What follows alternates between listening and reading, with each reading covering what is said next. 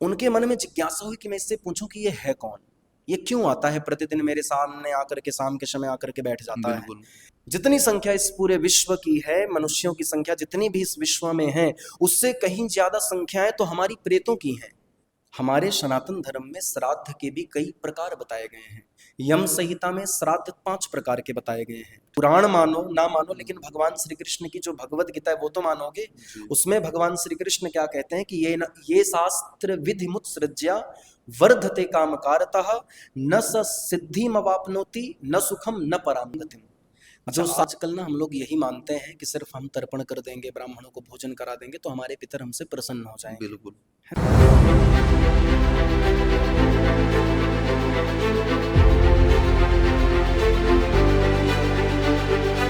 नमस्कार दोस्तों, स्वागत करते हैं आप सबका आज के हमारे इस पॉडकास्ट में। तो आज का दोस्तों जो हमारा पॉडकास्ट का टॉपिक है वो है श्राद्ध पक्ष के बारे में। तो बहुत से लोगों के मन में इसको लेकर काफी क्वेश्चन होते हैं कि श्राद्ध पक्ष क्या होता है और इन्हीं 15 दिन में क्यों आता है, कैसे मनाया जाता है, क्या नियम है, क्या विधि है।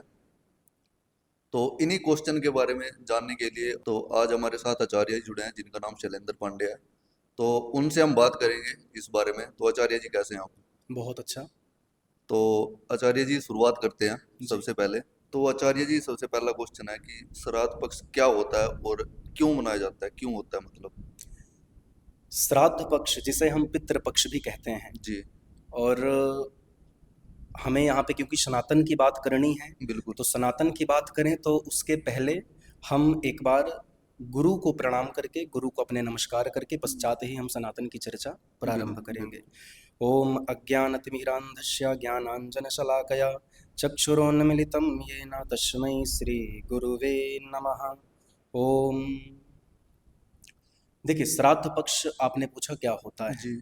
श्राद्ध पक्ष वो समय होता है जिसमें हम अपने पूर्वजों को याद करते हैं। ये समय भाद्रपद की पूर्णिमा से लेकर के आश्विन महीने की अमावस्या तक का समय होता है। 15 से 16 दिन का ये जो समय है, जी। हम इस समय में अपने पूर्वजों को, अपने पितरों को याद करते हैं। ठीक है। हम शास्त्रों में जो भी विधि लिखी हुई है उस विधि के द्वारा, जैसे तर्पण करना, पिंडदान करना, ब्राह्मणों को भोजन बिल्कुल। कराना, इन विधियों से हम उनकी पूजा करते हैं। हम कृतज्ञता का भाव रखते हैं। हमें आज हमारी जिंदगी में जो भी प्राप्त हुआ है वो उनकी वजह से प्राप्त हुआ है। बिल्कुल। आज हमारे पास संपत्ति होगी, हमारे पास जो भी ऐश्वर्य होगा, वो शायद कहीं ना कहीं हम उनका दिया हुआ ही आज अपने काम में ले रहे हैं। बिल्कुल। सो कृतज्ञता का भाव उनके लिए रखना बहुत ज़्यादा आवश्यक हो जाता है। और यही श्राद्ध पक्ष है, ठीक है, जिसमें हम अपने पूर्वजों को याद कर करते सकते हैं। हैं। तो आपने एक सवाल और पूछा मुझसे कि क्यों मनाया क्यों जाता मनाया है। जाता है? तो हमने जान लिया श्राद्ध पक्ष क्या होते हैं, श्राद्ध शब्द की परिभाषा क्या है, हमने जी। वो भी जान लिया। अब आपका सवाल था श्राद्ध क्यों मनाया जाता है, तो उसकी भी बात आप सुने। देखिए राकेश जी, हम सिर्फ इस शरीर से नहीं बने हैं, हम सिर्फ इस शरीर से नहीं बने हैं, बल्कि हम अपने पूर्वजों, अपने पितरों की परंपराओं और उनके संस्कारों से भी बने हैं। बिल्कुल। समझ रहे हैं बात आप? जी। जैसे ये हमारा जो शरीर है, ये तो हाड़ मांस का शरीर है। बिल्कुल। इसमें ब्लड है, बोन्स हैं, इतना ही मात्र है, स्किन है। लेकिन हम सिर्फ इससे नहीं बने हैं। अगर हमारे भीतर संस्कार ना हो, अगर हमारे भीतर गुण ना हो, बिल्कुल। हमारे भीतर हमारे माता पिता के द्वारा दिए गए गुण संस्कार अगर ना हो, तो हमारा मात्र शरीर किसी काम का नहीं है, किसी भी काम का हमारा शरीर नहीं है। तो हम ना कि सिर्फ इस शरीर से, बल्कि अपने पूर्वजों, अपने पितरों की परंपराओं और उनके संस्कारों से भी बने हैं। अच्छा, एक बात और हमारे शास्त्रों में आती है, ऋणों की बात। 3 तरह के ऋण होते हैं, देव ऋण, ऋषि ऋण और पितृ ऋण। ठीक है। पितृ ऋण क्या है, उसके पहले मैं आपको देव ऋण और ऋषि ऋण को भी बता देता हूँ। देखिए, देव ऋण, जब मनुष्य जन्म लेता है जी। तो जन्म लेते ही वो 3 तरह के ऋणों से बंध जाता है। जन्म लेते ही एक देव ऋण, एक ऋषि ऋण और एक पितृ ऋण। तो जन्म लेते ही मनुष्य सबसे पहले बंधता है देव ऋण से। जन्म हुआ बालक का, उसने प्रकृति के संसाधनों का प्रयोग करना प्रारंभ कर दिया। ऊर्जा मिल रही है सूर्य से, रोशनी मिल रही है सूर्य से, धरती, जल, ऑक्सीजन है ना, चंद्रमा वनस्पतियों को पोषित करता है। बिल्कुल। तो हम उनका प्रयोग जन्म से ही करना शुरू कर देते। प्रकृति किसकी है? देवताओं की। देवताओं की। तो देवताओं का ऋण हमारे ऊपर चढ़ा या नहीं चढ़ा? बिल्कुल चढ़ गया। ऋषि ऋण, ऋषि ऋण भी अगर आज हम यहाँ पे बैठ करके सनातन की चर्चा कर रहे हैं, सनातन की बात कर रहे हैं, तो वो सिर्फ हमारे ऋषियों की बदौलत ही कर रहे हैं। अगर हमारे ऋषियों का त्याग ना होता, हमारे ऋषियों का तप ना होता, हमारे वेदों को, हमारे पुराणों को बचाने में, उनको बनाए रखने में, तो शायद आज हम यहाँ पे बैठ करके ना ये श्राद्ध की चर्चा कर पाते और ना ही किसी तरह की सनातन की चर्चा होती। तो ये ऋषियों की बदौलत। तो उनका भी ऋण हमारे ऊपर है या नहीं? बिल्कुल है। बिल्कुल है। उनका भी ऋण हमें चुकाना है, उनका भी बोझ हमारे सिर पे है। और उसके बाद आता है तीसरे नंबर पे पितृ ऋण। देखिए, जब एक बच्चे का जन्म होता है तो उसके माता पिता कितनी मिन्नतें करते हैं परमात्मा से, कितना पूजा पाठ करवाते हैं घरों में कि हमें बेटा हो जाए जी। और श्राद्ध कर्म का अधिकारी कौन होता है? बेटा, पुत्र। तो माता पिता कितना परमात्मा से चाहते हैं कि हमें बेटा हो जाए, हमें एक पुत्र हो जाए, ताकि वो हमारा ख्याल रख सके, जीते जी भी हमारा ख्याल रख सके, और जब हम इस संसार को छोड़ करके जाएं तो उसके बाद भी हमारा अंतिम अंत्य कर्म कर सके, जिसके लिए वो बहुत मिन्नतें, बहुत सारी प्रार्थनाएं करते हैं। तो ये तीन ऋण हमारे सिर पे होते हैं, देव ऋण, ऋषि ऋण और पितृ ऋण। और हम मनुष्यों का परम कर्तव्य, परम धर्म है कि हम अपने इन तीनों ऋणों से मुक्त भी हों। ये हमारा प्रयास होना चाहिए। आजकल तो लोग इन चीजों को जानते ही नहीं है। हम भी नहीं जानते, नहीं जानते कि ये ऋण क्या होते हैं, पुरुषार्थ क्या है, इनको चुकाना है अथवा नहीं चुकाना, नहीं चुकाएंगे तो क्या होगा, चुका देंगे तो हमें कौन सी गति मिलेगी, हम जानते ही नहीं है। तो ये ऋण, ये तीन ऋण जो हैं, इनसे हमें उबरना है, इनसे हमें बाहर भी निकलना है, तो ही हम मोक्ष के, मुक्ति के अधिकारी हैं। तो मतलब ये श्राद्ध से चुकाया जा सकता है? श्राद्ध जी। पितृ ऋण, पितृ ऋण आपका जब आप उसको चुकाएंगे, जब आप अच्छे से श्रद्धा से युक्त होकर के श्राद्ध कर पाएंगे, अन्यथा आप पितृ ऋण से कभी उऋण नहीं हो पाएंगे। देव ऋण को चुकाने के लिए आप प्रतिदिन मंदिर जाइए, आप पूजा पाठ करिए, आप यज्ञ करिए, आप परमात्मा की भक्ति करिए। ऋषि ऋण को चुकाने के लिए आप सनातन के शास्त्रों का अध्ययन करिए, उसका अध्ययन करने के बाद उसका प्रचार करिए, उसको जन जन तक पहुंचाइए जो हमारे ऋषि मुनियों ने किया। बिल्कुल। तो आप ऋषि ऋण से मुक्त हो पाएंगे, उऋण हो पाएंगे। और ऐसे ही पितृ ऋण से अगर मुक्त होना है तो आप सबसे पहले श्राद्ध करने से भी पहले, मैं मानता हूं, मैं लोगों को बताता भी हूं, श्राद्ध करने से पहले जो जीवित हैं अभी, आप उनके प्रति सच्ची श्रद्धा रखिए। आप अपने माता पिता के प्रति, आप अपने घर के बड़े बुजुर्गों के प्रति सच्ची श्रद्धा रखिए, उनका आदर, उनका मान सम्मान करिए, उनकी आज्ञा का पालन करिए, और अपने पूर्वजों के प्रति सच्ची श्रद्धा रखते हुए आप उनका समय समय पर जब भी आपको मौका मिले आप उनके लिए श्राद्ध करिए, आप उनके लिए दान पुण्य का कर्म करिए। वो कर्म करिए जिससे आपकी कुल की वृद्धि हो, आपकी कुल की परंपरा आगे बढ़ती रहे। जब आप ऐसे कर्म करेंगे, करते रहेंगे, तो आप अपने पितृ ऋण से भी मुक्त हो पाएंगे। और इसीलिए ही इन श्राद्ध पक्षों में श्राद्ध करना अनिवार्य है, श्राद्ध करना जरूरी हो जाता है। तो आचार्य, जो श्राद्ध पक्ष है वो इन्हीं 15 दिन में क्यों मनाया जाता है? देखिए, हमारे ऋषि मुनियों ने जो भी व्रत त्योहार जो भी उन्होंने बनाया, बहुत सोच समझ करके उसके समय का निर्धारण किया है। ठीक है। आप पूछ रहे हैं इन्हीं 15 दिनों में क्यों रखा, यानी कि भाद्रपद की पूर्णिमा से लेकर के आगे अश्विन मास की अमावस्या तक इन्हीं 15 दिनों में ही क्यों?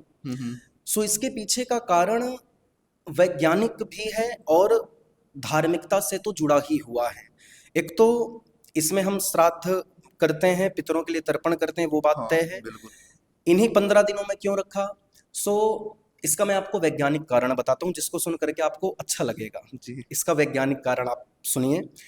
प्रकृति का संरक्षण हो पाता है इस समय जब हम श्राद्ध करते हैं, पितरों को जल देते हैं, भोजन कराते हैं, कौवों को खाना खिलाते हैं, है ना, तो हम कहीं ना कहीं प्रकृति का संरक्षण कर पाते हैं। आप पूछेंगे कैसे? मन में सवाल आएगा कि कौवों को खाना खिलाने से, तर्पण करने से प्रकृति का संरक्षण कहाँ हो रहा है? तो देखिए, श्राद्ध पक्ष में हम कौवों को खाना देते हैं, कौवों को खाना, श्राद्ध पक्ष में हम कौवों को खाना देते हैं। भोजन उनको भेंट करते हैं। बिल्कुल। कौवा क्या करता है, हमारी प्रकृति में दो वृक्ष होते हैं, एक पीपल का और एक बरगद का। इनकी उपयोगिता कितनी है आपको अच्छे से पता है। पीपल दिन रात दोनों समय ऑक्सीजन देता है और बरगद अनेकों औषधीय गुणों से भरा हुआ है। तो पीपल और बरगद ये दोनों ही बहुत ज्यादा उपयोगी हैं हम मनुष्यों के लिए। ठीक है, बहुत ज्यादा उपयोगी हैं। ये ना हो तो शायद हम लोगों का जीवन भी थोड़ा सा अधूरा रह जाए, क्योंकि पीपल हमें दिन रात ऑक्सीजन दे रहा है। अच्छा, क्या आपने कभी सुना या आपने अपनी खुद, आपकी आयु इस समय जो भी हो 25 के करीब आपकी आयु होगी, लेकिन इस आयु में आप इतने बड़े हो गए, लेकिन आपने क्या कभी सुना या आपने खुद कभी पीपल का वृक्ष, पीपल का बीज पौधा या बरगद का पौधा आपने कभी लगाया अपनी जिंदगी में, या कभी किसी को लगाते हुए देखा? नहीं देखा। कौन लगाता है? आज आप देखेंगे पीपल के बड़े बड़े वृक्ष हैं, बरगद के बड़े बड़े वृक्ष हर गांव में देखने को मिल जाते हैं। ये कौन कर रहा है? ये पक्षियां करते हैं। ओके। ये जो नेचर में पक्षियां हैं, ये उनके द्वारा किया जाता है। ठीक है। पीपल और बरगद के बीज तो बहुत सारे गिरते हैं, लेकिन उनके उस प्रभाव क्षेत्र में उनकी खुद की ऐसी क्षमता नहीं होती है कि वो अपने आप उग सकें। उसके लिए प्रकृति ने एक अलग ही नियम बना रखा है। वो कैसे? वो बीज पक्षियों के पेट में जाएगा और पक्षियों के पेट में एक ऐसा अम्ल होता है, एसिड होता है, एंजाइम्स होते हैं ऐसे, जो उसको प्रोसेसिंग करते हैं और फिर वो जिस जगह पे बीट करेंगे, मल त्याग जहाँ पे करेंगे, वहीं से ही पीपल या जो भी वो खाते हैं, जिस भी चीज का बीज खाते हैं, वहीं से वो होता है। कौवे में ये अम्ल, ये एसिड ज्यादा होते हैं, एंजाइम्स ये कौवे में ज्यादा पाए जाते हैं। ये प्रोसेसिंग जो क्रिया है ये कौवे में ज्यादा होती है। कौवा जब पीपल के या बरगद के बीज को खाता है, खा करके उसको जहां कहीं भी बीट के थ्रू उसको छोड़ेगा, मल के रूप में जहां कहीं भी छोड़ेगा, वो वहीं पे ही या तो पीपल बन जाएगा या बरगद का वृक्ष तैयार होगा धीरे धीरे करके। भाई दीवारों में, आपने दीवारों में कौन लगाने जाता है? आपने देखो पीपल जो दीवारों में भी लगा हुआ आपको मिलेगा, बरगद भी कहीं कहीं आपको दीवारों में लगा हुआ, कौन लगाने जाता है? ये कौवा ही करता है। ये कौवे के द्वारा ही किया जाता है।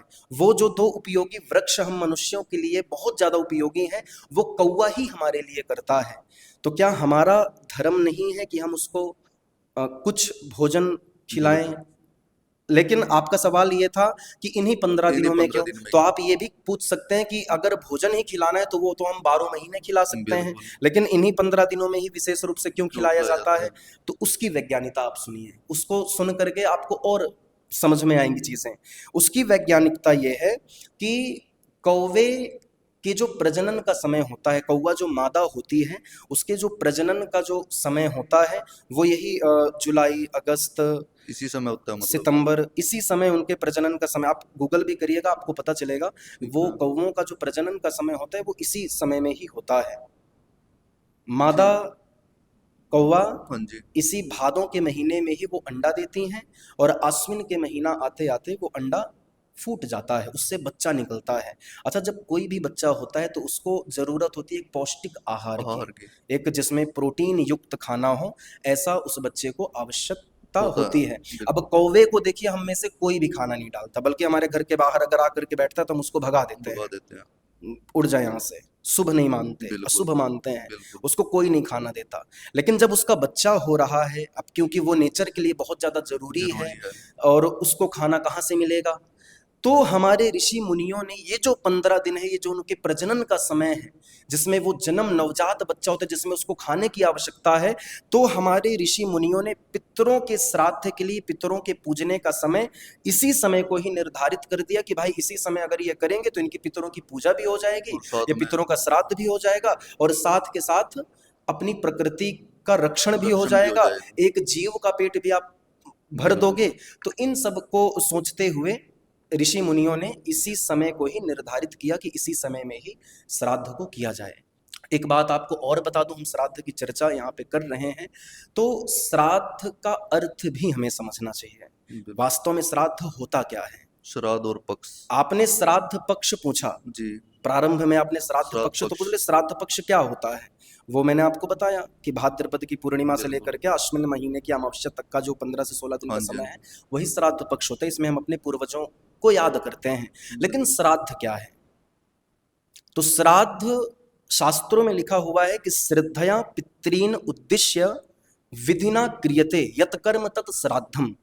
अर्थात पितरों को उद्देश्य में रख करके जो कर्म किया जाए, विधि पूर्वक जो कर्म किया जाए, श्रद्धा पूर्वक जो कर्म किया जाए, उसी को श्राद्ध श्राद्ध कहते हैं। कहते हैं। श्रद्धार्थमिदम श्राद्धम। श्राद्ध आप बिना श्रद्धा के कभी भी नहीं कर सकते हैं। जी, आप सोचें कि हम इन्हीं 15 दिनों में हम अपने पूर्वजों को, जैसा मैं यहाँ पे देखता हूँ, मेरा पूजा पाठ का काम है तो मैं तो देखता रहता हूँ हाँ जी, कि यहाँ पे लोग क्या करते हैं कि यहाँ पे श्राद्ध पक्ष आएंगे, उन श्राद्ध पक्षों में अपने पितरों को पूजेंगे, अब बाकी के दिन अपने बाकी माता पिता को और सबको बोलने का ढंग नहीं है। बिल्कुल, सो वो चीज़ नहीं होनी चाहिए। अगर आप श्राद्ध कर रहे हैं तो आपके हृदय में सच्ची श्रद्धा होनी चाहिए, अपने माता पिता के प्रति, अपने बड़े बुजुर्गों के प्रति, अपने पूर्वजों के प्रति भी। जब आप श्राद्ध करेंगे तो ही आप को श्राद्ध का पूरा परिणाम फल प्राप्त होगा। प्राप्त हो तो ये श्राद्ध का अर्थ है। श्राद्ध में श्रद्धा होनी जरूरी है, ज़रूरी है। वो चीज। तो आचार्य जी, मेरा एक क्वेश्चन ये रहेगा कि जैसे जो श्राद्ध है वो हम हिंदू धर्म में मनाते हैं, हम्म। तो इससे अलग जो और भी धर्म है, जैसे हम अगर बात करें इस्लाम जी। या क्रिश्चियन, तो उनमें ऐसा फिर श्राद्ध मतलब नहीं मनाया जाता? नहीं, ऐसा नहीं है। देखिए, सबकी अपनी अपनी संस्कृति है। सब अपनी अपनी संस्कृति के अनुसार अपने अपने पूर्वजों को रिस्पेक्ट करने का, थैंकफुल होने का, सबके अपने अपने रीति रिवाज हैं। प्रत्येक धर्म में, प्रत्येक देश में, ओके। हर एक देश में आपको ऐसा कोई एक देश नहीं होगा जिसमें वो अपने पूर्वजों को, अपने एंसेस्टर्स को याद ना करते हों। जी, करते हैं, जरूर करते हैं, लेकिन उनके अपने रीति रिवाज अपने। अलग होते हैं लेकिन बिल्कुल। अब भारत की अगर बात करेंगे तो भारत में ये चीज विशेष रूप से है। बिल्कुल। भारत में माता पिता, पूर्वज, उनका सम्मान, उनका आदर, वो विशेष रूप से है। जी। तो भारत में मुझे एक कहानी मैंने पढ़ी थी, गीता प्रेस गोरखपुर। जी, हम सभी बिल्कुल। उसकी किताबें बहुत ज़्यादा प्रचलित होती हैं हम्म। और मान्य भी गीता प्रेस की हैं। बिल्कुल। तो गीता प्रेस के जो प्रथम संस्थापक थे, ठीक है। हनुमान प्रसाद पोद्दार जी, वो प्रथम संस्थापक थे गीता प्रेस के। हम्म। तो उनकी कहानी मैंने पढ़ी थी, उनकी जीवनी जब मैंने पढ़ी तो मैंने कथा उनकी पढ़ी थी, जिसमें उन्होंने बताया कि वो एक बार मुंबई गए थे। अच्छा। मुंबई गए थे, वो चौपाटी पे बैठे थे। जी। चौपाटी पे बैठ करके वो समुद्र के किनारे जाते थे आत्मिक शांति के लिए। ठीक है। समुद्र के किनारे जा करके वो ध्यान करते थे, मेडिटेशन करते थे और उनको आत्मिक शांति मिलती थी। वो अपनी जीवनी में लिखते हैं कि जब वो वहां पे जा करके बैठते थे तो प्रतिदिन उनके सामने एक सफेद कपड़े धारण किए हुए एक व्यक्ति आता था और बैठ जाता था और सुनता रहता था, वो जो भी मंत्र बोल रहे हों। भक्त थे, बिल्कुल। हनुमान प्रसाद पोद्दार जी। भक्त थे, बहुत बड़े डिवोटी थे वो। तो वो जब मंत्र जप करते थे तो वो जो सफेद वस्त्र धारण किए हुए व्यक्ति आता था वो सुनता था। हनुमान प्रसाद जी ने एक दिन देखा, 2 दिन देखा, 3 दिन देखा, हफ्ते भर देखा। हम्म। उनके मन में जिज्ञासा हुई कि मैं इससे पूछूं कि ये है कौन, ये क्यों आता है प्रतिदिन मेरे सामने आकर के, शाम के समय आकर के बैठ जाता है। बिल्कुल। तो उन्होंने उससे पूछा कि तुम कौन हो भाई? तो उन्होंने कहा, उस व्यक्ति ने जवाब दिया, उसने कहा कि मैं प्रेत हूं, मैं मनुष्य योनि का नहीं हूं, मैं प्रेत हूं और मैं ईसाई धर्म का हूं। अच्छा। क्योंकि हमारे ईसाई धर्म में सनातन धर्म जैसा अच्छा, विज्ञान जैसा, जो विज्ञान को भी समाहित करता जी। हो, विज्ञान को भी साथ में लेकर के चल रहा हो, ऐसा कोई नियम, ऐसी कोई विधि नहीं है जिससे इस प्रेत योनि से मुक्ति मिल मुक्ति सके मिल सके। या मृत होने के बाद व्यक्ति को मोक्ष मिल जाए। ऐसा कोई नियम हमारे ईसाई धर्म में नहीं है जो आपके सनातन धर्म में है। ठीक है। तो मैं तो भटक रहा हूं इस प्रेत की योनि में और मैं चाहता हूं कि आप अपने सनातन धर्म के रीति रिवाजों के साथ आप एक बार मेरा गया श्राद्ध कर दीजिए। एक बार कोई मेरे लिए ऐसा जो आपके सनातन शास्त्रों में लिखा हुआ है, कोई एक बार ऐसी विधि करके मेरा उद्धार आप करवा ताकि दो, मुक्ति मिल जाए। मुझे मुक्ति मिल जाए। ताकि जी। वो यही कहता है कि मुझे मुक्ति मिल जाए। तो हनुमान प्रसाद पोद्दार जी ने सुना और वो बड़ा आश्चर्य हुए इस बात को सुन करके। उन्होंने पूछा कि क्या इसका मतलब तुम्हारे समाज में और भी ऐसे लोग होंगे? उन्होंने कहा ना कि सिर्फ हमारे समाज में। उसने उस प्रेत ने जवाब दिया कि जितनी संख्या इस समय पूरे विश्व की है, जितनी संख्या इस पूरे विश्व की है, मनुष्यों की संख्या जितनी भी इस विश्व में है, उससे कहीं ज्यादा संख्याएं तो हमारी प्रेतों की हैं। बस अब हम अनविजिबल हैं, लोग हमें देख नहीं पाते, लेकिन आप लोगों से भी ज्यादा संख्याएं हमारी हैं। क्योंकि ना ही आज हमारे लिए कोई अच्छे से श्राद्ध कर्म कर रहा, ना ही हमारे लिए कोई तर्पण करता, ना ही कोई शास्त्रों की आज्ञा का पालन करके हमारी कोई विधि विधान के साथ हमारी कोई पूजा पाठ करता नहीं है, जिसकी वजह से हम लोग भटक रहे हैं। तो कृपया मैं आपसे, उन्होंने कहा आप प्रेत हो, आपके पास तो बोलने की शक्ति नहीं होनी चाहिए। वो कहते हैं क्योंकि मैं तो प्रेत हूं, लेकिन आपके मंत्रों को सुन करके और आप जैसे भक्त की बातें सुन करके आपने मुझे अपनी तरफ से पूछा, आपने मुझे अपनी तरफ से आवाज लगाई, तो मेरे कुछ सुकृत उदय हुए हैं, जिसकी वजह से मुझे में बोलने की शक्ति आई और मैं आपको ये चीजें बता पा रहा हूं। यानी ये कहानी मैं आपको इसलिए सुना रहा हूं, छोटी सी कहानी है, मैं सिर्फ इसलिए सुना रहा हूं ताकि आपको ये समझ में आए कि संस्कृति, रीति रिवाज प्रत्येक देश में, प्रत्येक धर्म में हैं अपने अपने पूर्वजों को याद करने के लिए। लेकिन जो हमारे हिंदू धर्म में, जो हमारे सनातन धर्म में जिस विधि के साथ, जिस भाव के साथ उनको याद करने का नियम है, जो परंपराएं हैं, वो शायद किसी अन्य परंपरा में आपको देखने को मिलेगी। और साथ में विज्ञान को भी लेकर चलते हैं। साथ में हमारा धर्म विज्ञान को लेकर के चलता ही है। आपने कौवे वाली बात सुनी? जी जी। तो आचार्य जी, जैसे मेरा एक क्वेश्चन ये है कि जैसे किसी व्यक्ति की मृत्यु जनवरी या फरवरी में हो जाती है, तो उसके बाद उसका कैसे डिसाइड होता है इन 15 दिन में कि उसका श्राद्ध इस दिन होगा? देखिए, बहुत अच्छा सवाल आपने पूछा है और ये इस सवाल का जवाब सभी को पता भी होना चाहिए। लोग जैसे मेरे पास फोन करते पूछते हैं ना कि किस तिथि को, कौन सी तिथि में हमारे इन पिताजी का श्राद्ध होगा या हमारी माता जी का श्राद्ध किस तिथि में होगा, तो आप यही पूछना चाहते हैं कि उसका निर्धारण कैसे किया जाता है। देखिए, श्राद्ध एक तरह का नहीं होता। हमारे सनातन धर्म में श्राद्ध के भी कई प्रकार बताए गए हैं।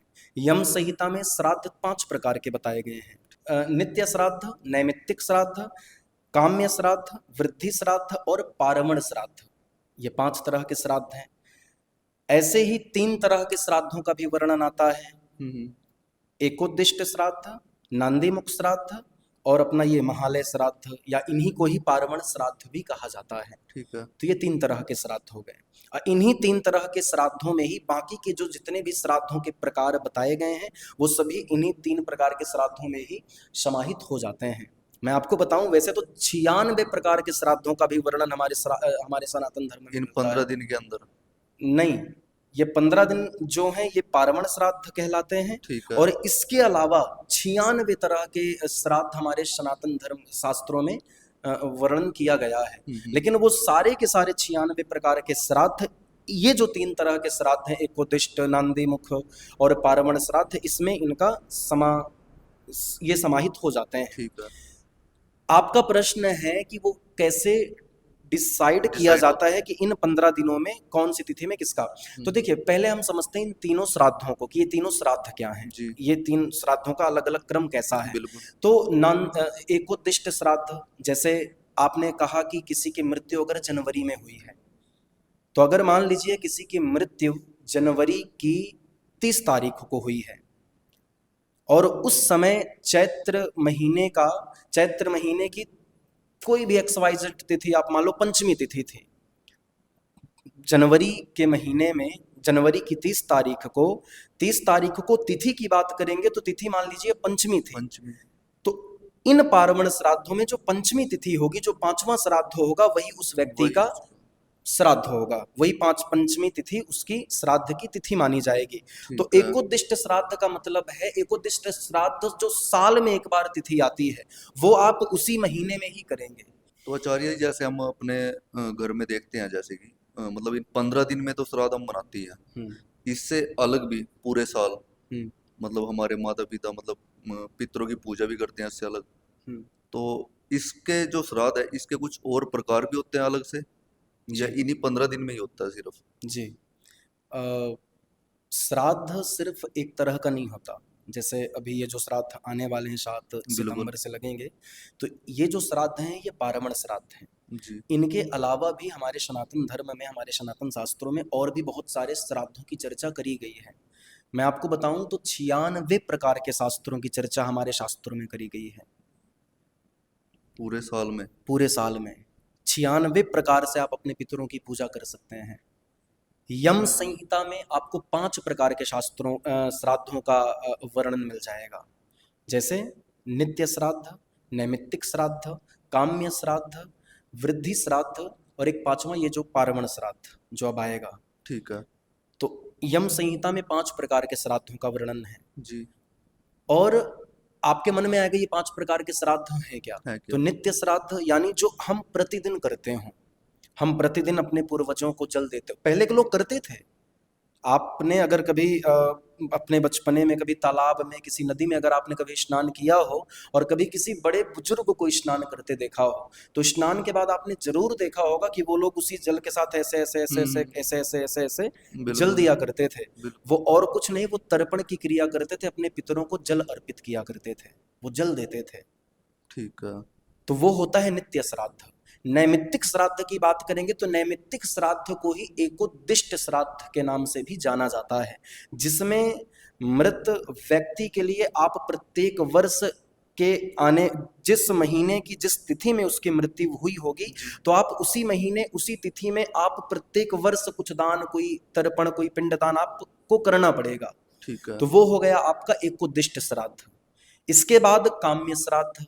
काम्य श्राद्ध यानी किसी कामना के निमित्त अगर आप श्राद्ध कर रहे हो, पितरों की पूजा कर रहे हो, जैसे कामनाएं होती है ना इंसान मनुष्यों की, हमें बेटा हो जाए, हम अपने पितरों की पूजा करेंगे, हमारे घर में धन का आगमन हो, हम अपने पितरों की पूजा करेंगे, वो हो गया आपका काम्य श्राद्ध। इसके साथ ही वृद्धि श्राद्ध। वृद्धि श्राद्ध को ही नांदी मुख श्राद्ध के नाम से जाना जाता है। वृद्धि श्राद्ध को ही नांदी मुख श्राद्ध कहा जाता है। क्या है ये? जब आप के जीवन में किसी भी प्रकार की वृद्धि हो रही हो, आप आगे बढ़ रहे हो, आप सफल हो रहे हो, आपका विवाह हो रहा हो, आपके घर में बेटा हुआ हो, आपके जीवन में और भी कुछ अच्छा हुआ हो जिसके लिए आपने अपने घर में कोई पूजा पाठ अनुष्ठान का आयोजन कर रखा हो, उस पूजा पाठ अनुष्ठान के दौरान अपने पितरों को आमंत्रित करना, उनकी पूजा करना, वो आपका वृद्धि श्राद्ध है। यानी दूसरी भाषा में, एक दूसरे शब्दों में नांदी मुख श्राद्ध। वृद्धि और नांदी मुख दोनों एक ही हैं। तो नांदी मुख यानी आनंद के साथ उनको बुलाना। आप आनंद में आप अपने पितरों को बुला रहे हैं, आप आमंत्रित कर रहे हैं, तो वो आपका हो जाता है नांदी मुख श्राद्ध। ऐसे ही पारवण श्राद्ध। पारवण श्राद्ध ये जो अब आएंगे, 15 दिन जो आते हैं, जो 15 से 16 दिन होते हैं, इसमें आप किसी का भी तर्पण, बाकी के जो श्राद्ध हैं उसमें सिर्फ आप एक को ही लक्ष्य में रख करके एक का ही श्राद्ध कर सकते हो। लेकिन ये पारवण श्राद्ध ऐसे होते हैं, पारवण यानी पितरों का पर्व, ये पितरों का पर्व है, ये पितरों का त्योहार है, इसलिए पारवण। पारवण श्राद्धों की विशेषता ये है कि इन पारवण श्राद्धों में आप किसी के लिए भी श्राद्ध कर सकते हैं। सभी का कर सकते हैं? आप किसी के लिए भी कर सकते हो, आप पशु पक्षी का भी कर सकते हो। ओके।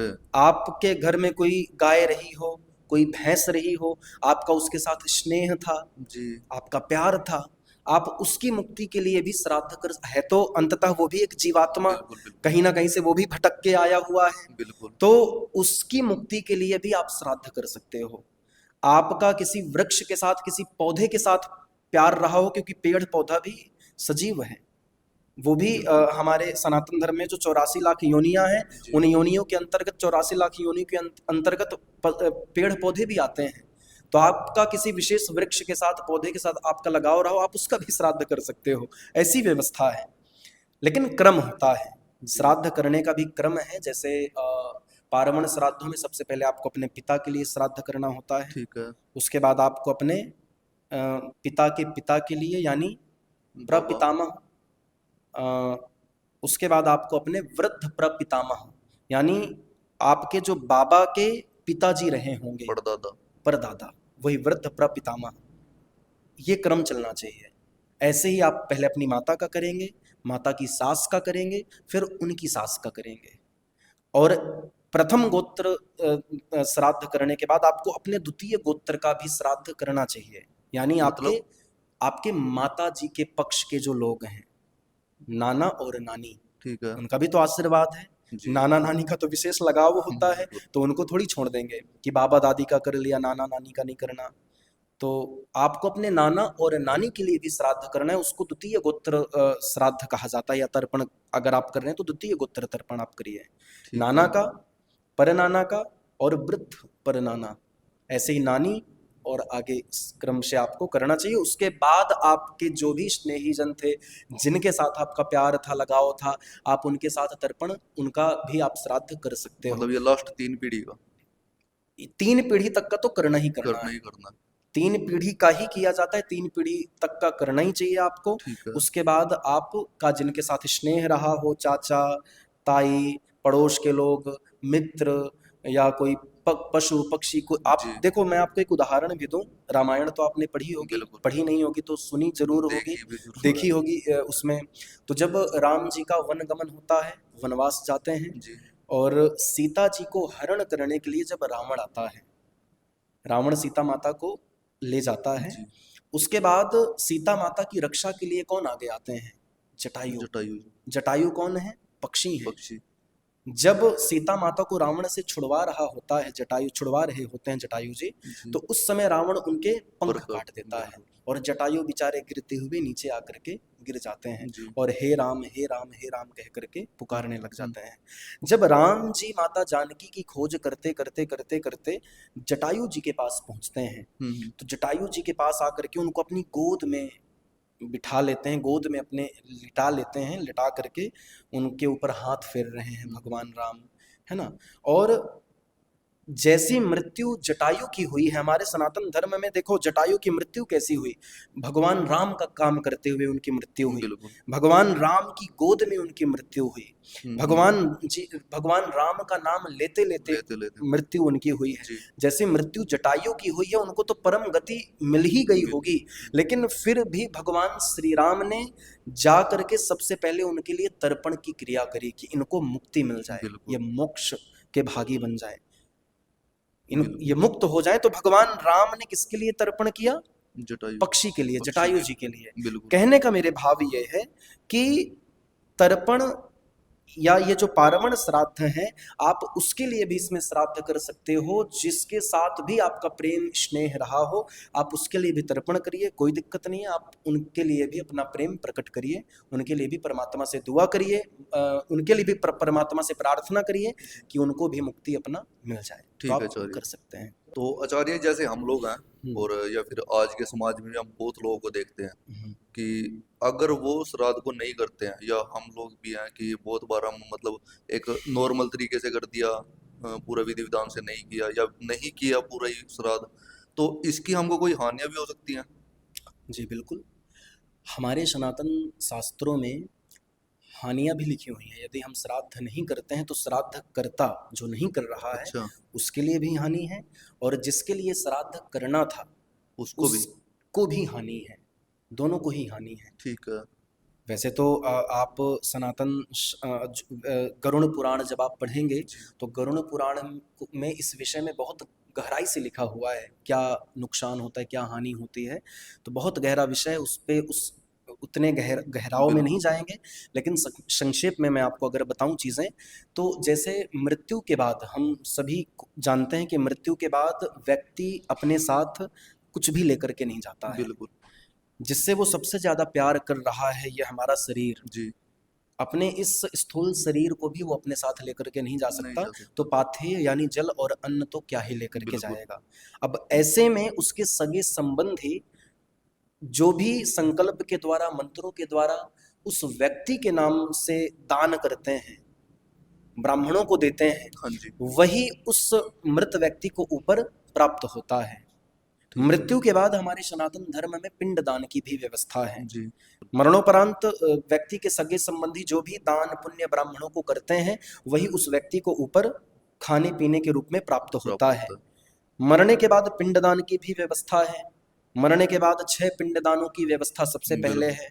जैसे 6 पिंडदानों से एक तो पृथ्वी के अधिष्ठात्री जो देवता हैं वो प्रसन्न हो जाते हैं, और इसके साथ जो शमशान में या रास्ते में मिलने वाले जो भूत पिशाच हैं जी, उनकी बाधाओं से भी हम मुक्त हो सकें, इसलिए वो 6 पिंडदानों की व्यवस्था है। उसके बाद चौथ का कर्म हुआ करता है यहाँ पे। चौथ के यहाँ पे सब जगह होता है। चौथ के कर्म के बाद जो 10 दिन की व्यवस्था है, त्रयोदशी के पहले जो 10 दिन की व्यवस्था है उसको 10 गात्र कर्म कहा जाता है। उस 10 दिन के अंतर्गत 10 पिंड दान किए जाते हैं। उस 10 दिन के 10 पिंड दानों से उस जीवात्मा को एक सूक्ष्म शरीर प्राप्त होता है, अतीन्द्रिय। उसको शास्त्रों ने नाम दिया अतीन्द्रिय शरीर या सूक्ष्म शरीर। अतीन्द्रिय यानी कि जो हमारी इन 5 इंद्रियों के परे हो, ना हम उसको देख सकते, ना हम उसको सुन सकते, ना उसको सूंघ सकते, कुछ भी हम हमारी इंद्रियों के परे है वो शरीर, हम उसको नहीं देख सकते। तो ऐसा शरीर उसको प्राप्त होता है उन 10 गात्र के 10 दिनों के पिंड दानों से। ठीक है। और उसी शरीर को लेकर के वो अपना आगे की यात्रा अपनी शुरू करता है और भाग्य मनाता है कि मेरा बेटा, आशीर्वाद देते हैं ऊपर से। और आगे की जो यात्रा है वो उत्तम षोडशी के दिन जो पिंडदान किए जाते हैं उससे उसको खाना पीना मिलता रहता है और वो अपनी यात्रा जो है यात्रा में चलता रहता है। अब आप बताओ राकेश जी, यदि ये पिंडदान हम नहीं कर रहे हैं तो क्या उसको उस 10 गात्र का कर्म अगर हम नहीं कर रहे हैं तो क्या उसको सूक्ष्म शरीर प्राप्त होगा? नहीं होगा। जिसको अब यदि उसको वो सूक्ष्म शरीर प्राप्त नहीं होगा तो वो फिर प्रेत बन करके इस संसार में घूमने लग जाता है, भटकने लग जाता है, रोने लग जाता है, रोता है, यहाँ वहां भटकता है। फिर वही प्रेत आपके घर में आकर के आपको तंग करता है। आपने सुना होगा हमारे घर में ये समस्या, ये आ गया, वो आ गया। तो वो यही समस्याएं होती हैं शास्त्रों के अनुसार। वो जब आप अच्छे से कर, आजकल तो मैं देख रहा हूँ ना, हम तो देखते ही हैं, हम हमारा काम ही है पूजा पाठ का, हम तो देख ही रहे हैं। जैसे आजकल ना शॉर्टकट का तरीका है, जल्दी आज मृत्यु हुई और 4 दिन बाद ही सब कुछ क्रियाक्रम निपटा दिया जी। ये बहुत गलत बात है। आप इस कर्म इस तरह से आप क्या कर रहे हो, यहाँ पे आप शास्त्रों का उल्लंघन कर रहे हो। आप शास्त्रों की जो मर्यादाएं हैं आप उसको नकार रहे हो, आप नहीं मान रहे हो एक तरह से। और आप कुछ मानो या ना मानो, लेकिन भगवान श्री कृष्ण की भगवत गीता तो मानोगे। आप पुराण मानो ना मानो, लेकिन भगवान श्री कृष्ण की जो भगवत गीता है वो तो मानोगे। उसमें भगवान श्री कृष्ण क्या कहते हैं कि ये शास्त्र विधि मुत्सृज्या वर्धते कामकारतः न स सिद्धिमवाप्नोति न सुखम न पराम गतिम।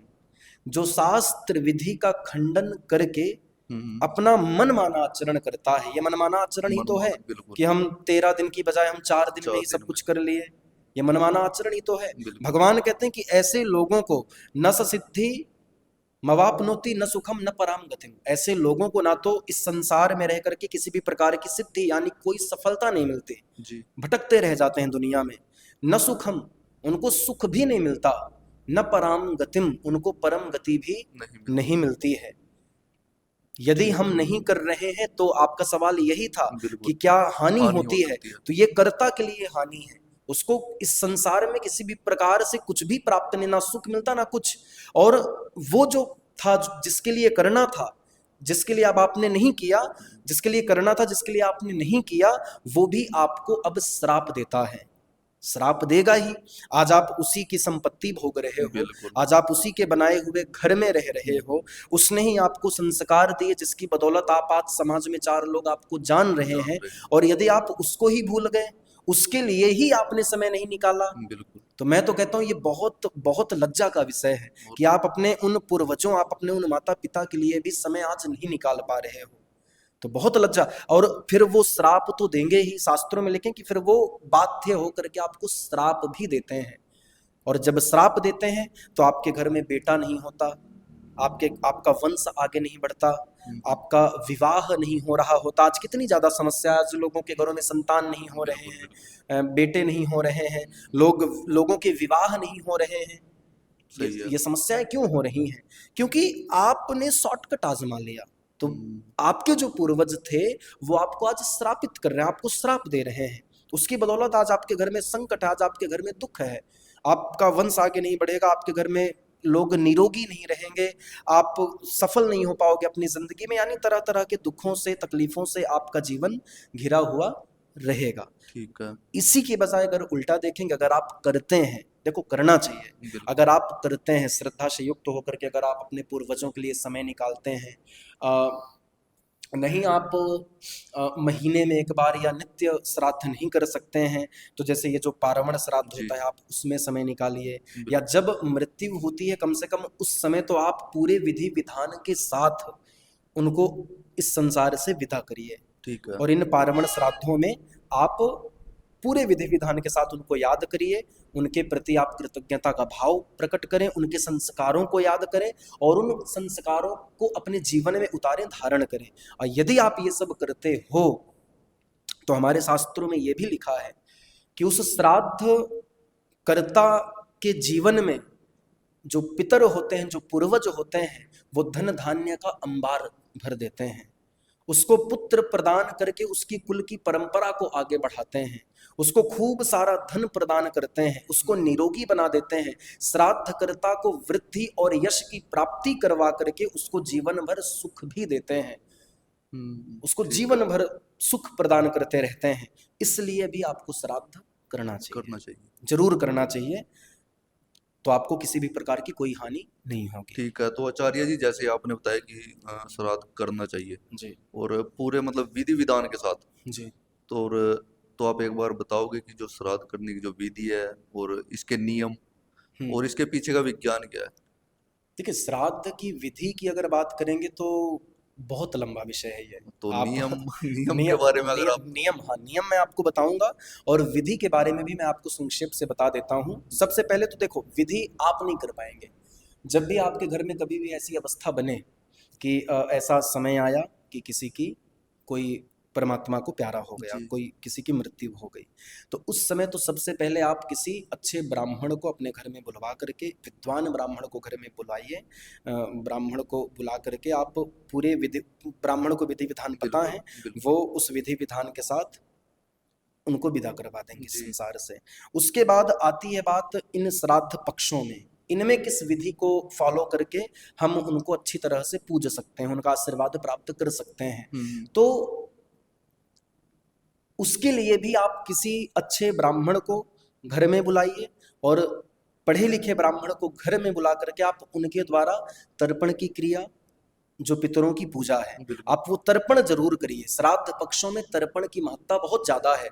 पिंडदान जो होता है वो मृत्यु के समय पे होता है, उत्तम षोडशी के समय पे होता है, दशगात्र के समय पे होता है, या गया में जाकर के पिंडदान किया जाता है। उसकी विधि वो अलग से है, उसके लिए आपको अलग से एक वीडियो बनानी पड़ जाएगी। लेकिन अगर बात करेंगे श्राद्ध पक्षों में जो भी आ रहे हैं, उनमें आप तर्पण जरूर करिए। तर्पण में अगर आप ब्राह्मण को भी घर में नहीं बुलवा सकते हैं, अगर आप खुद करना चाहते हैं, तो आप सबसे पहले तो उस दिन जल्दी उठ जाएं। ठीक है। जल्दी उठ करके नित्य चर्या जो भी आपकी है उससे निवृत्त होइए, भगवान का पूजन करिए मंदिर जा करके, और पूजनोपरांत जो कुतप वेला होता है, ये पितरों का मुहूर्त होता है। कुतप वेला मतलब, कुतप वेला मीन्स दोपहर के तकरीबन 11:30 बजे से लेकर के दोपहर के ही 12:30 बजे के बीच में ही आप पितरों का श्राद्ध या पूजन, पिंडदान, तर्पण इत्यादि कर सकते हो। उसे 1 घंटे में? हाँ, उसी 1 घंटे में ही आपको करना चाहिए। ठीक है। ये उनका समय है, और उनके समय में जब आप करेंगे, ये उस समय पे ही आकर के आपके दिए हुए अन्न जल को ग्रहण करते हैं। उसका नाम है कुतप वेला, जो 1 घंटे का तकरीबन होता है और दोपहर मध्य काल का होता है। तो उसमें आप प्रातः देवताओं का पूजन वगैरह करने के बाद, उससे निवृत्त होने के बाद, आप बढ़िया चावल, फूल, तिल, कुशा, जल और दुग्ध मिश्रित जल, इन सब को एकत्रित करके आप अपने पितरों का सबसे पहले आह्वान करिए, उनका नाम लेकर के, उनका गोत्र उच्चारण करके आप उनका आह्वान करिए। उसके बाद सबसे पहले आप देवताओं को तृप्त करिए, देवताओं का तर्पण करिए। उसके बाद आप ऋषियों का तर्पण करिए। उसके बाद आप ब्रह्मा जी के जो 4 मानस पुत्र हुए हैं, सनक, सनंदन, सनातन और सनत कुमार, आप उनका तर्पण करिए। उसके बाद आप दिव्य पितर यानी ये यमराज की सभा में देवताओं के समान पूजे जाते हैं, और यही हम जो भी चीजें हम आज अग्नि के माध्यम से या जो भी हम जल भोजन जो भी दे रहे हैं, तो वो दिव्य पितर ही होते हैं जो हमारे उस अन्न और जल को हमारे पितरों तक पहुंचाने का काम करते हैं। वो दिव्य पितरों का काम होता है। तो आप उन दिव्य पितरों का तर्पण करिए। ठीक है। दिव्य पितरों के तर्पण के बाद आप यमराज का, उसके आसपास जो उसके दूत होते हैं, उनका आप तर्पण करिए। और जब आप उनका तर्पण कर लेंगे, उसके बाद ही आएगा नंबर आपके अपने पूर्वजों के लिए। आप अपने पिता का, आप अपने पिता के पिता का, उसके बाद वृद्ध प्रपितामह यानी पिता के पिता जो रहे होंगे, इस तरह से इस क्रमानुसार आपको तर्पण करना है। उसके बाद माता के पक्ष की माता, दादी और उनकी जो सास रही होंगी उनका। उसके बाद आप द्वितीय गोत्र तर्पण करिए। द्वितीय गोत्र तर्पण के बाद जिनके साथ भी आपका स्नेह रहा हो, आप उनका तर्पण करिए। तो इस तरीके से, वैसे तो मैं यही कहूंगा कि किसी अच्छे ब्राह्मण को बुलवा करके ही आप इन में श्राद्ध करिए, आप तर्पण करवाइए। ब्राह्मणों से ही वैसे तो करवाना चाहिए। ठीक है। अच्छा रिजल्ट आपको जब ही मिलेगा, अच्छा फल आपको तभी मिलेगा जब आप ब्राह्मण को बुलवा करके ही आप ये सारी क्रियाओं को क्रिया का रूप देंगे। आचार्य जी, दर्पण होता क्या है? तर्पण मीन्स अपने पूर्वजों को जल के माध्यम से उनको जल देना, अंजलि देना। हम फूल से श्रद्धांजलि देते हैं, अंजलि देते हैं। इसी तरह से हम जल हाथ में ले करके और उस जल में उनको देखते हुए और उस जल को उनको देना, उनको भेंट करना कि मेरे पास और कुछ भी नहीं है, मैं तो, मेरे पास जो भी है वो तो आपका ही दिया हुआ है। मैं इससे योग्य तो हूं ही नहीं कि मैं आपको कुछ दे पाऊं। आज मेरे पास जो भी है मैं सब आपका दिया हुआ था। मेरे पास तो सिर्फ यही है, ये जल रूपी अंजलि मैं आपको दे सकता हूं। हे पितर देवता, आप इसी को लेकर के मुझ पे प्रसन्न हो जाइए और मुझे अपना आशीर्वाद दीजिए। तो जल एक अंजलि स्वरूपा है बस। तो आचार्य जी, मेरे मन में एक क्वेश्चन ये भी है और मेरे साथ साथ बहुत से लोगों के मन में एक क्वेश्चन होगा कि हम श्राद्ध में जो भी अर्पण करते हैं अपने पितरों को, तो मतलब वो उन तक कैसे पहुंचता है जो भी हम अर्पण करते हैं? आप ये पूछ रहे हैं कि जैसे हमारे द्वारा जो भी उनको अन्न जल, जी बिल्कुल, चाहे ब्राह्मणों के द्वारा हो चाहे अग्नि के माध्यम से हो, जो हम देते हैं वो उन तक कैसे पहुंचता है? देखिए, बहुत स्वाभाविक सा सवाल है। और मैं आपको बताऊं, जब मैंने इन चीज़ों को नहीं पढ़ा था, गरुड़ पुराण जब मैंने नहीं पढ़ा था, जब मैं कभी गुरुकुल नहीं गया था, बचपना ही था, और गुरुकुल के दौरान ही जब मैं कभी देखता था अपने घर आकर के, तो मेरे मन में भी ये सवाल बहुत सारे आते थे कि कैसे आखिर पहुंचता होगा। इसका जवाब हमारे शास्त्रों ने बहुत अच्छे से सुस्पष्ट कर रखा है, मैं आपको वो बताता हूँ। देखिए, मृत्यु के बाद हर एक प्राणी अपने अपने कर्मों के अनुसार अलग अलग योनियों में जाता है। कोई देवताओं की योनि को प्राप्त कर लेता है, कोई मनुष्यों की योनि को प्राप्त करता है, कोई प्रेत बन जाता है, कोई हाथी बन जाता है, कोई चींटी बन जाता है, कोई बड़ा सा चिनार का वृक्ष भी बन जाता है, तो कोई अपने कर्मों के अनुसार मात्र एक छोटा सा तृण यानी घास बन करके रह जाता है। तो अलग अलग योनियां हमें हमारे अपने अपने कर्मों के अनुसार प्राप्त होती हैं।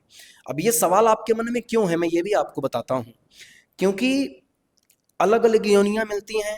अब अगर एक छोटा सा पिंड दान अगर आज हमने कर भी दिया, तो मान लीजिए आप जिसके लिए पिंड दान कर रहे हो, मान लो वो व्यक्ति हाथी की योनि को प्राप्त हो गया हो, क्योंकि आत्मा अगर शरीर छोड़ती है तो वो दूसरा शरीर तो उसको चाहिए, वो जाएगी ही जाएगी किसी दूसरी योनि में।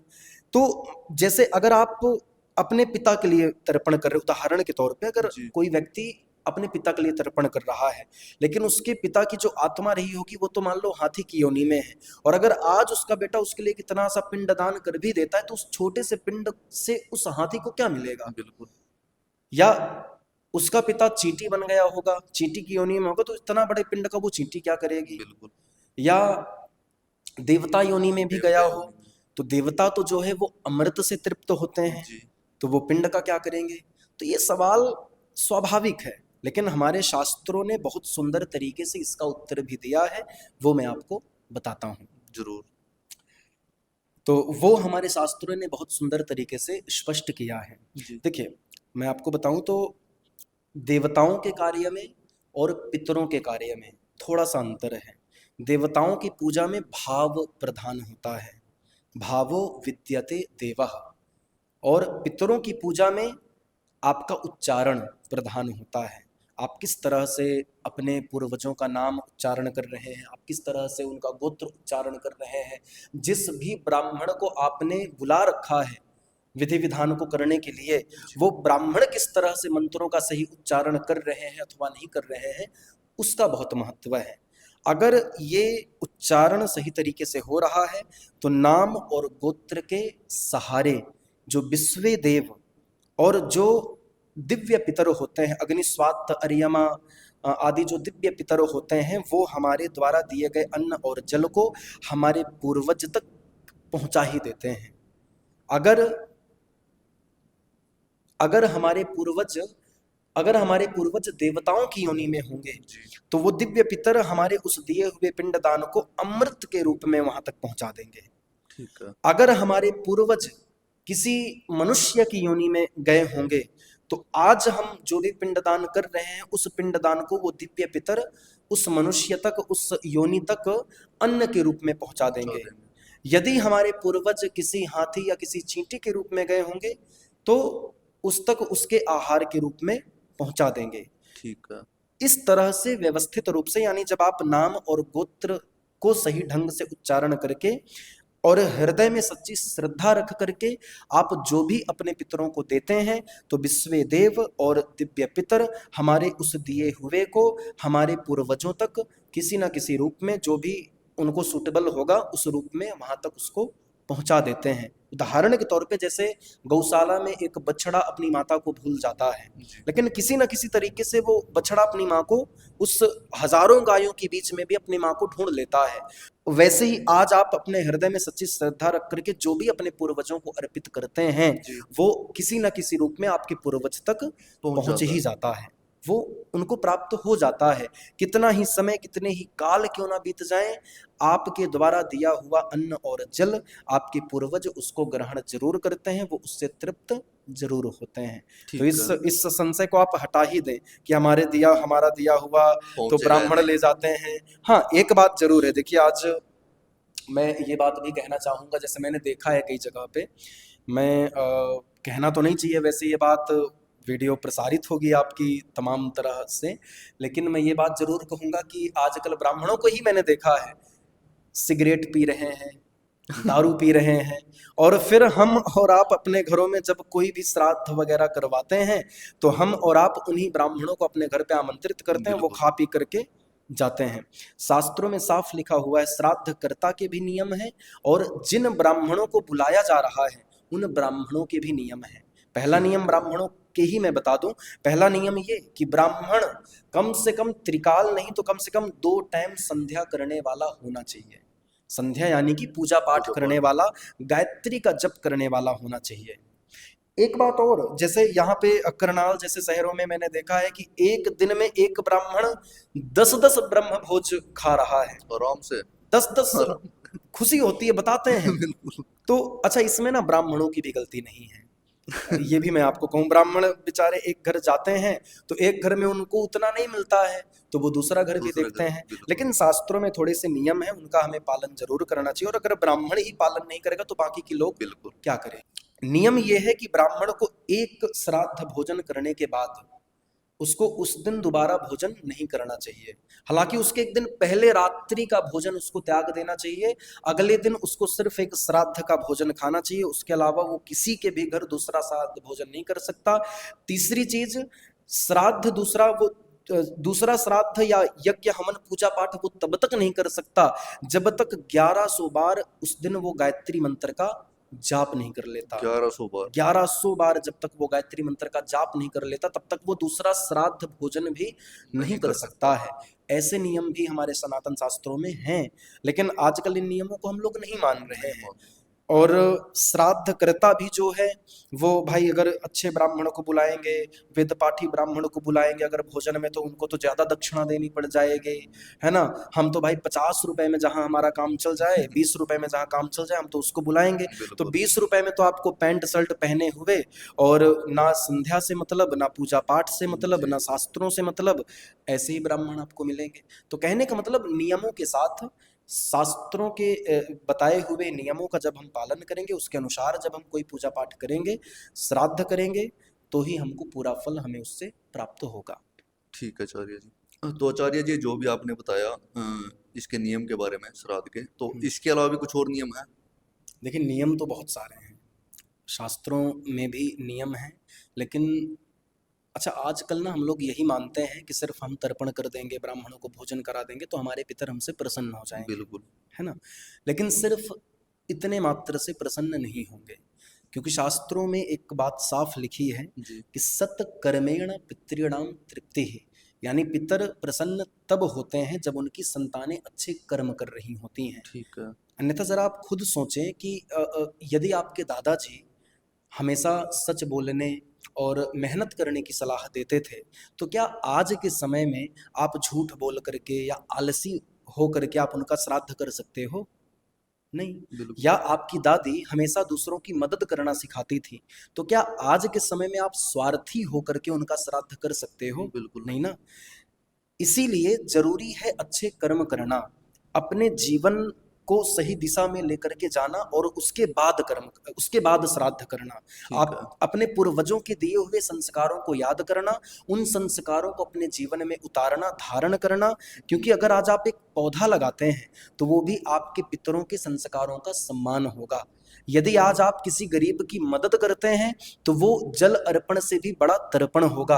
और यदि आप प्रकृति से और प्रकृति के प्रत्येक जीव से अगर आज आप प्यार करते हैं तो मैं कहता हूं कि वो आपका सच्चा श्राद्ध होगा। इसलिए इन श्राद्ध पक्षों में आप सिर्फ कर्म कांड तक ही मत सीमित रहना, बल्कि अपनी प्रकृति से प्यार करना, अपने समाज से प्यार करना, समाज के प्रत्येक जीव से प्यार करना, तो ही आप अच्छा और सच्चा श्राद्ध मना पाओगे। ठीक है बस आचार्य। इन्हीं नियमों को आपको याद रखना है कि अब आपको खुद को सुधारना है। जी बिल्कुल।